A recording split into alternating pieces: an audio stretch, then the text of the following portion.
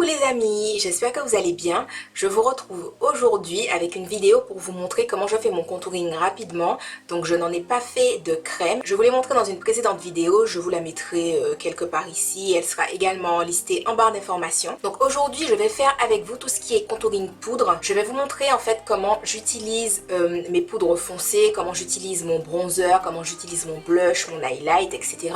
pour donner du relief à mon visage, puisque comme vous pouvez le voir là, il n'y a absolument rien du tout. Dans ce contouring, je vais vous montrer tout ce qu'on peut faire, mais vous n'êtes pas obligé de faire tout. Par exemple, je vais vous montrer comment je fais pour mon nez. Vous n'êtes pas obligé de faire un contouring du nez si vous ne voulez pas vous faire un contouring du nez.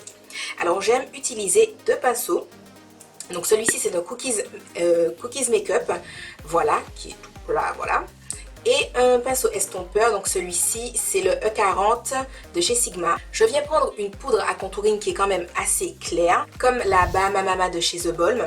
Donc quand je dis claire, c'est en comparaison aux poudres qui peuvent être plus foncées. Par exemple, vous voyez bien que la poudre contour de cette palette City Color, voilà, ça n'a rien à voir, elle est beaucoup plus foncée. Donc je vais faire mon contour avec ma Bahama Mama de chez The Balm. Je n'en mets pas beaucoup sur mon pinceau parce que j'aurai un résultat très visible avec la forme de ce pinceau là. Pour estomper ces traits qui sont très violents, je prends mon pinceau estompeur. Autre chose que j'aime beaucoup faire, c'est marquer le pli au-dessus de mon arc de Cupidon, c'est-à-dire ici. Je trouve qu'en rajoutant une petite ombre, ça va tout de suite en fait faire ressortir les deux côtés, et quand je vais mettre l'highlight dessus, ça va vraiment me donner une bouche en mode waouh, 3D, tout ça, donc j'aime beaucoup. J'en mets également en dessous de la bouche. Et maintenant, je vais passer à mon contouring pour les joues, le front, le reste du visage. Alors, il y a deux pinceaux que j'aime utiliser quand je me fais mes contours. Celui-ci de chez Julicious qui est le 560, qui est un pinceau plat et qui définit très bien. Ça fait vraiment un contour très clouc, voilà. Et ce pinceau biseauté, donc c'est un pinceau biseauté de chez BH Cosmetics, mais vous pouvez le trouver sur Amazon, eBay, pas de marque, pinceau chinois, etc. Ça fait aussi l'affaire. Mais ces deux pinceaux-là, je ne les utilise pas avec les mêmes produits. Par exemple, mon pinceau biseauté, je peux l'utiliser que ce soit avec la poudre Bahama Mama de chez The Balm ou avec, par exemple, ma poudre contour de chez City Color. Mais par exemple, avec le pinceau 560 de chez Julicious, je ne vais pas utiliser ce contour-là, parce que j'aurai quelque chose de beaucoup trop visible sur mon visage qui sera... Je ne vais pas dire que ce ne sera pas possible de l'estomper, mais ça va prendre du temps en fait. Ça va vraiment prendre du temps. Alors que si j'utilise ce pinceau biseauté avec ma poudre contour foncé, ça ne va pas poser de problème. A l'inverse, je peux avoir un joli contour marqué et en même temps très bien structuré en utilisant ma poudre Bahama Mama de chez The Balm. Donc je vais vous montrer avec le pinceau 560 de chez Julicious et la poudre Bahama Mama. Alors toujours estomper son contour vers le haut, voilà, parce que sinon vous allez le déplacer vers le bas. Donc vous l'appliquez, mais vous l'estompez vers le haut. Normalement, vous pouvez voir la différence entre ce côté et celui-là qui n'a rien. Voilà. Vous pouvez également le faire à la racine des cheveux pour donner l'impression que votre front est plus petit. Également en bas du visage pour l'affiner.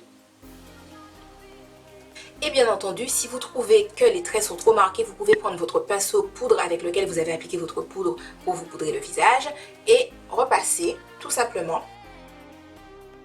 J'aime appliquer mon contour en premier parce que par exemple, vous pouvez voir que vers le haut, c'est pas si bien estompé que ça, etc. Et au lieu de passer 3 plombes à l'estomper, je peux tout simplement prendre mon blush. Donc là, c'est un pinceau BH Cosmetics, mais vous prenez celui que vous avez. Et là, c'est le blush Terracotta de chez Jordana.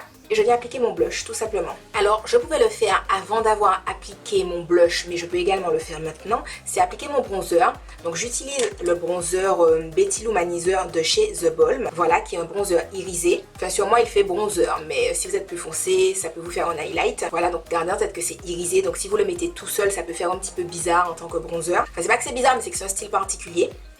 Et j'aime l'appliquer avec un pinceau Diofibre. Donc, en fait, je le prends sur le côté comme ça du pinceau et je l'applique où j'avais mis mon contour. Et je trouve que ça le fonce. Ça le fonce mais avec un côté plus chaud en fait. Parce qu'en fait le contour ça a un côté plus froid. Donc avec le bronzer ça donne vraiment, oh là là, j'ai le glow de Gilo. Ce que j'aime énormément. Vous savez que je suis fan de tout ce qui brille. Je le passe également près de la racine de mes cheveux parce que je trouve que comme ça estompe bien la poudre de contour que j'ai mis. Pour nettoyer mon contour, j'aime prendre le pinceau contour brush de chez Real Techniques avec ma poudre Banana Powder de chez Ben Nye et je viens juste passer comme ça en dessous. J'en mets pas forcément beaucoup, c'est juste pour le nettoyer, qu'il soit plus visible. Voilà, par exemple, vous pouvez voir que sur mon pinceau, j'en ai pas non plus des masses. Et je le passe. Et pour finir, je vais appliquer mon highlight, donc avec le pinceau M438 de Morphe. Voilà, Morphe Brush. Et l'highlight, c'est le Champagne Pop de BK. Alors, je vais m'en appliquer légèrement comme ça. Et en fait, j'estompe. Je l'estompe sur place. Et ensuite, je remonte vers les tempes et je descends vers la joue. Je remonte légèrement là. Mais je remonte, vous voyez, quand il ne reste pas grand-chose sur mon pinceau.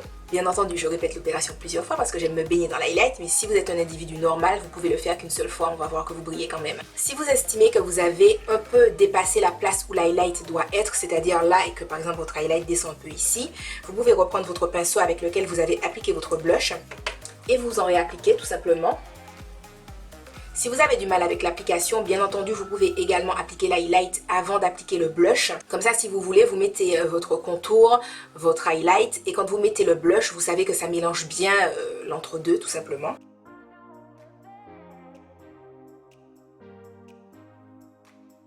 J'en mets très légèrement sur le menton.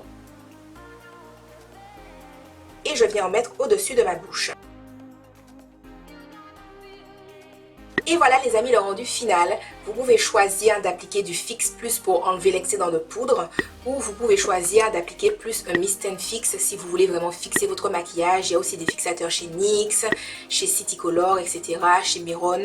Choisissez celui que vous préférez. En tout cas, j'espère que cette vidéo vous a plu. N'oubliez pas que je vous ai montré toutes ces étapes, mais vous n'êtes absolument pas obligé de tout faire. Si vous voulez juste faire vos joues, vous les faites, voilà, etc. Je vous ai montré vraiment tout ce que vous pouvez faire. Voilà, voilà. Donc moi, je vous fais de gros bisous et je vous dis à la prochaine dans une autre vidéo. Bye bye!